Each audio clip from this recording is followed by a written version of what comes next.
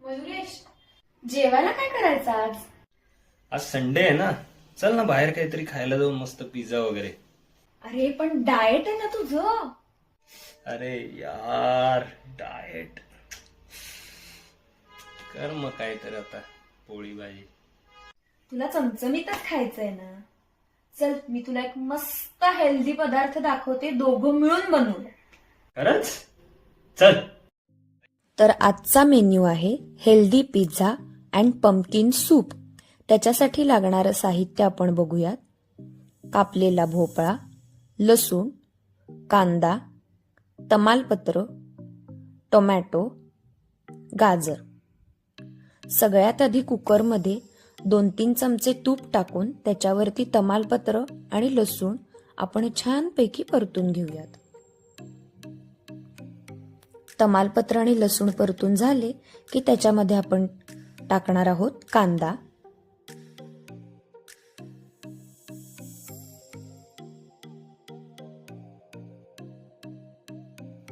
कांदा खरपूस परतून झाल्यानंतर त्याच्यामध्ये आपण घालणार आहोत गाजर, टोमॅटो आणि लाल भोपळ्याचे काप.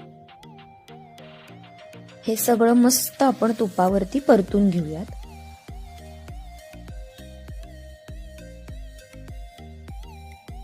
सगळ्या भाज्या छान तुपावरती परतून झाल्यानंतर आपण त्याच्यामध्ये घालणार आहे पाणी आणि कुकरचं झाकण लावून आपण काढणार आहोत 3 शिट्ट्या.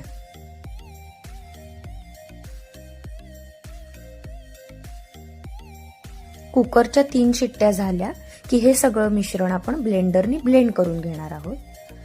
आपल्याला समजा जर फोडी आवडत असतील तर आपण फोडी ठेवू शकतो. अदरवाईज पूर्ण ब्लेंड करून घ्यायचं आणि मग आपण ते उकळूयात. त्याची सूपची कन्सिस्टन्सी आपल्याला पाहिजे तशी आपण थिक किंवा पातळ करू शकतो. त्यानुसार आपण त्याच्यामध्ये हवं तेवढं पाणी ऍड करणार आहे. चवीनुसार मीठ. तिखटपणासाठी आपण चिली फ्लेक्स वापरूयात. ह्याचा तिखटपणा खूप छान आणि मस्त उतरतो.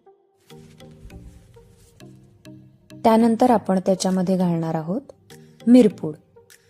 मिरपुडानं सुद्धा सूपला एकदम अशी मस्त छान तिखट चव येते. एक वेगळा तिखटपणा सूपला येतो आणि सूप एकदम टेस्टी होतं.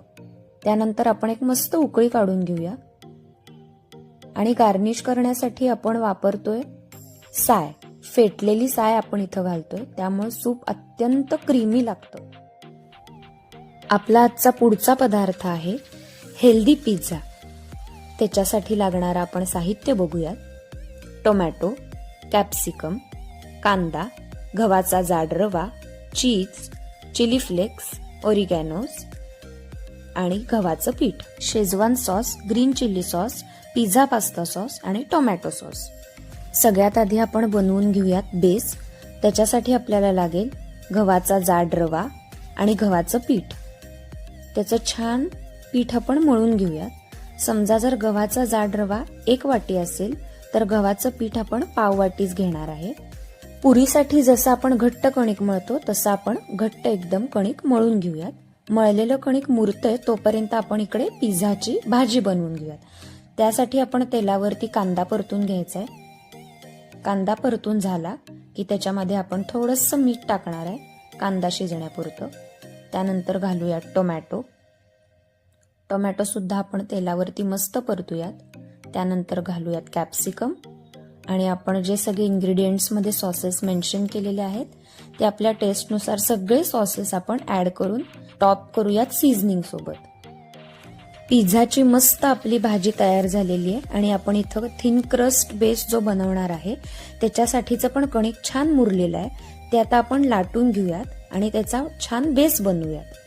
बेस आपल्याला जाडसरच ठेवायचा आहे आणि तुपावरती आपल्याला तो बेस चांगला खरपूस भाजून घ्यायचा आहे, जेणेकरून तो एकदम क्रंची, अगदी बाहेर मार्केटमध्ये मिळतो तसा थिन क्रस्ट बनेल.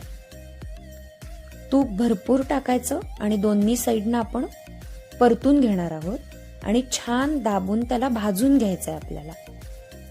तूपही इथं भरपूर लागतंय आणि साधारण एक ब्राऊन रंग येईपर्यंत आपल्याला तो बेस भाजून घ्यायचा आहे.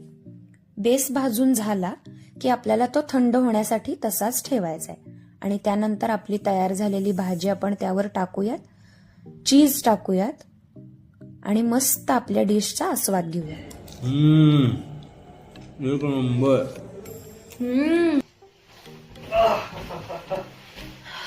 काय जेवण झालं ग आज? खूपच मस्त.